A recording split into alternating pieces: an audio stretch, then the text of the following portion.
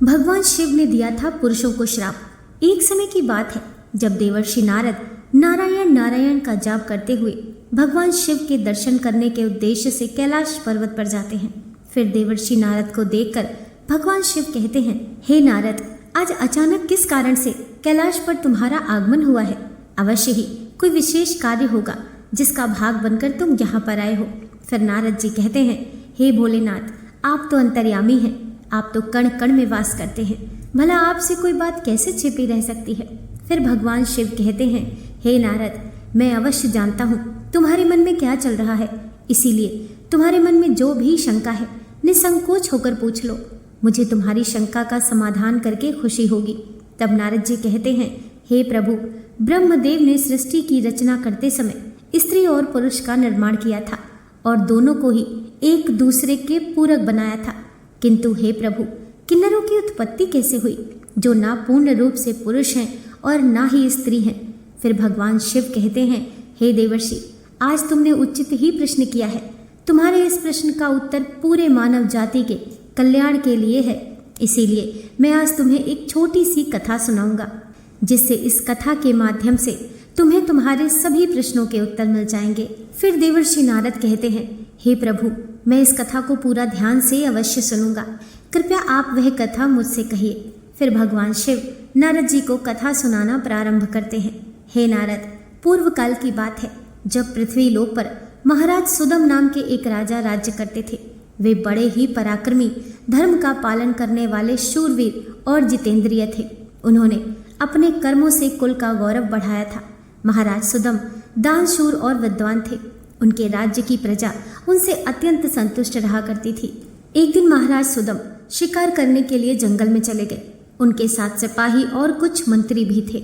महाराज ने अपने कानों में कामनीय कुंडल पहने थे। उनके पास धनुष था और बाणों से भरा हुआ तरकश धारण करके वे जंगल में भ्रमण करने लगे। उस जंगल में हिरण, खरगोश, मृग, शेर आदि प्राणी निवास करते थे। वह भयंकर वन सुमेरु पर्वत के निचले भाग में स्थित था।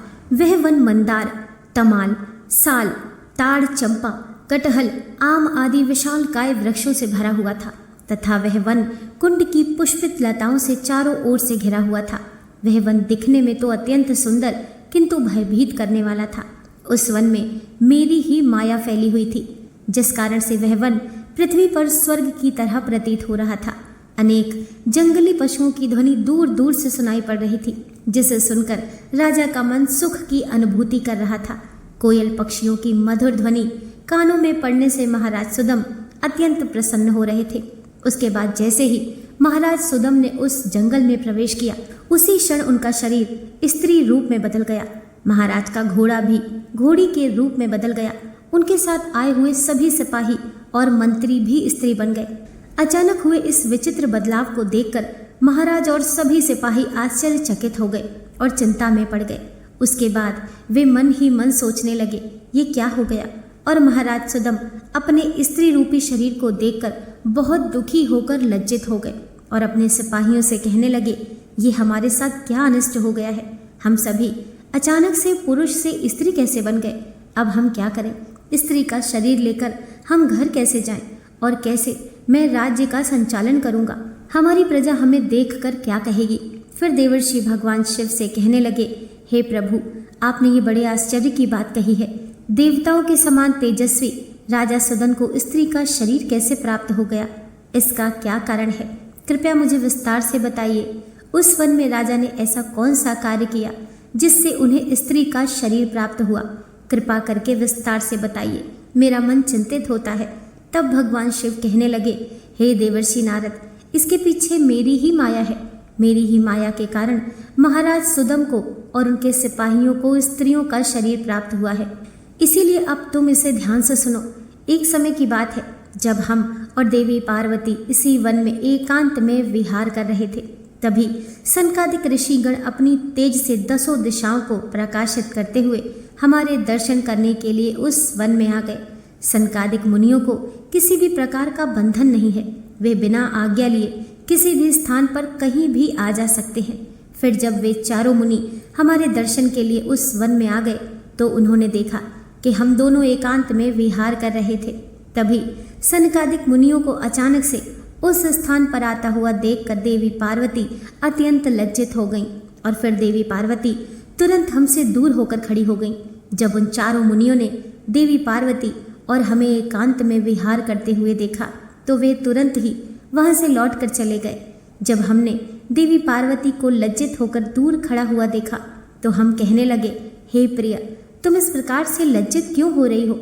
वे चारों तो हमारे पुत्र के समान हैं, उनसे तुम्हें लज्जित नहीं होना चाहिए। फिर देवी पार्वती कहने लगी, हे प्रभु, स्त्री को अपने पुत्र के सामने भी कभी पति के साथ विहार नहीं करना चाहिए, उसे सदैव ही मर्यादा में रहना चाहिए। आपने ही तो कहा था इस स्थान पर कोई नहीं आएगा। फिर हमारे एकांत में विघ्न निर्माण करने के लिए ये चारों मुनि कहाँ से आ गए? आप तुरंत ही कोई ऐसा उपाय कीजिए जिससे कोई भी इस वन में ना आए, नहीं तो मैं इस स्थान से चली जाऊंगी। तब हमने कहा, हे प्रिय, ठीक है, तुम्हारे इस दुख को दूर करने के लिए मैं अभी उपाय करता हूँ, थोड़ा धैर्य रखो। फिर भगवान शिव कहते हैं, हे प्रिय, आज से ही इस वन में कोई भी पुरुष भूल से भी नहीं आएगा, और यदि किसी कारणवश जो कोई भी आए तो वह तुरंत ही स्त्री हो जाएगा। जो लोग ये जानते हैं कि उस वन में शिव जी की माया फैली हुई है, वे भूल से भी उस वन में नहीं जाते हैं। किंतु महाराज सुदम इस बात को नहीं जानते थे और वे अज्ञानवश अपने सिपाहियों के साथ उस वन में चले गए और शिव जी की माया के प्रभाव में आकर उनका पुरुषत्व नष्ट हो गया। फिर उधर महाराज लज्जावश घर नहीं गए। स्त्रीत्व प्राप्त होने के कारण उनका नाम इला पड़ गया। इस प्रकार से महाराज सुदम इला के रूप में वन में अपनी सखियों के साथ इधर उधर भटकने लगे। फिर एक दिन वे सभी वन में सुंदर जलाशय के पास खेल रहे थे। उसी समय चंद्रमा के पुत्र बुध उसी स्थान से गुजर रहे थे, जिससे अनेक स्त्रियों के साथ भ्रमण करती हुई उस युवती इला को देखकर चंद्रमा के पुत्र बुध उस पर मोहित हो गए।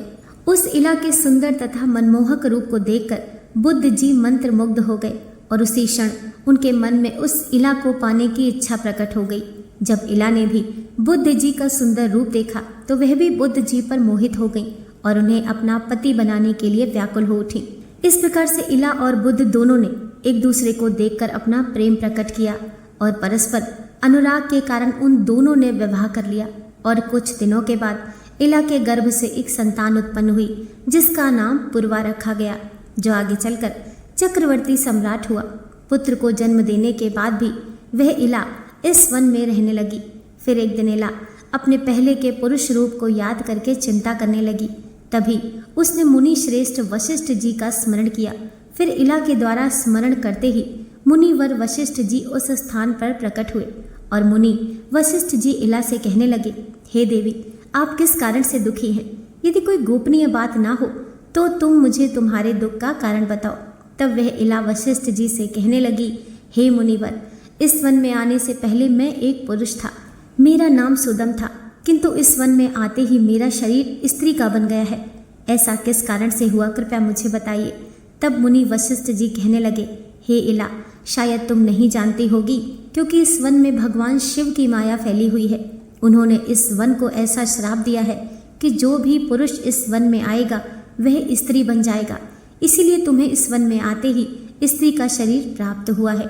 फिर वह इला कहने लगी, मुनिवर, कृपा करके मुझे कुछ उपाय बताएं जिससे कि मेरा पूर्वतः शरीर प्रदान हो सके, ताकि मेरी प्रजा मेरे बगैर दुखी ना हो।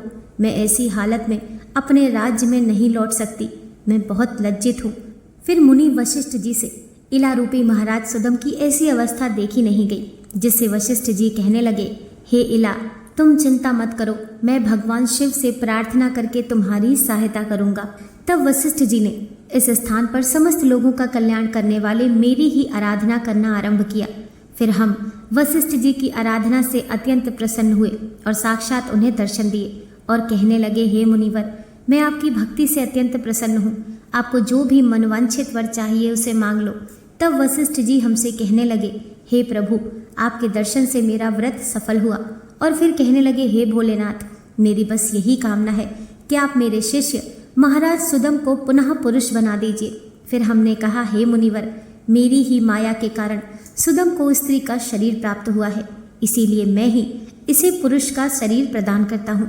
फिर राजा सुदम 1 मास के लिए पुरुष बने रहेंगे और 1 मास के लिए स्त्री बने रहेंगे।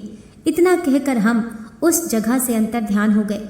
इस प्रकार वशिष्ठ जी की कृपा से और मेरे आशीर्वाद से महाराज सुदम को 1 मास के लिए पुरुष का शरीर प्राप्त हुआ और वे अपने राज्य में लौट गए और सुखपूर्वक राज्य करने लगे। फिर जब महाराज पुरुष के रूप में होते तो वे अपने नगर में जाकर राज्य किया करते थे, और जब वे 1 मास के लिए स्त्री के रूप में होते तो वे वन में आकर ही रहने लगते। इस तरह महाराज के ऐसे विचित्र व्यवहार से उनकी प्रजा त्रस्त हो गई और वे पहले की तरह महाराज सुदम का सम्मान भी नहीं करने लगे, जिससे प्रजा के मन में तरह तरह के सवाल उत्पन्न होने लगे।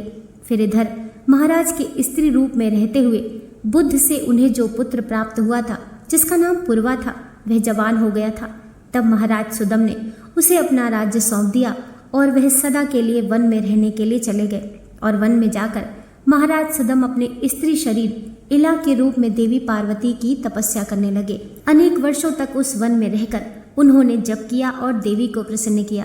उसके बाद भक्तों का उद्धार करने वाली जगत जननी माता पार्वती ने उन्हें साक्षात दर्शन दिए, जिससे उस समय देवी सिंह पर आरूढ़ होकर उनके सामने खड़ी हो गई।